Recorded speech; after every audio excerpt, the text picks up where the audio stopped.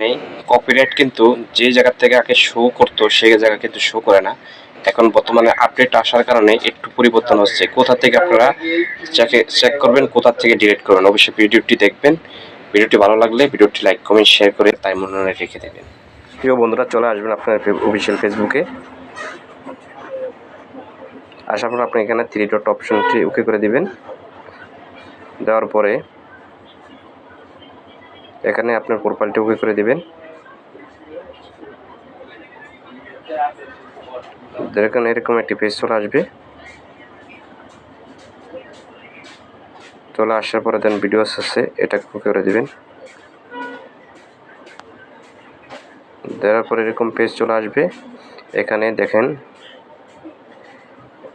নেটেস অপশনটি, এটাকে ওকে করে দিবেন। দেওয়ার পরে এরকম দেখেন পেজ চলে আসবে।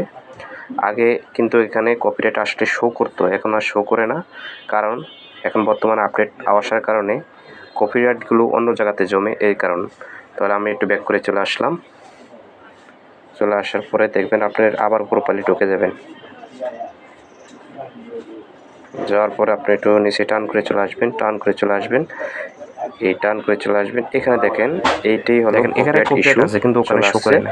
এটা বুঝতে পারবেন।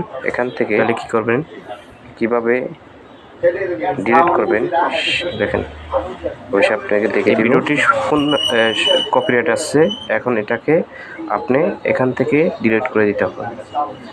তাহলে আপনারা কিভাবে ডিলিট করবেন, এখানে দেখেন 3 ডট অপশনটি আছে, এটাকে ওকে করে দিবেন।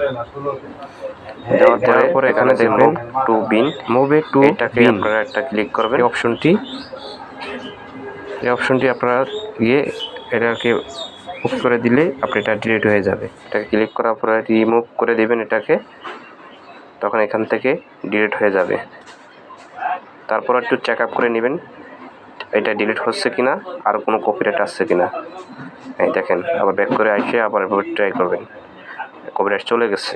অবশ্যই আপনারা এভাবে আপনাদের কপিরাইট ভিডিওগুলো ডিলিট করে নেবেন, আর কখনো কপিরাইট ইস্যু আসবে না।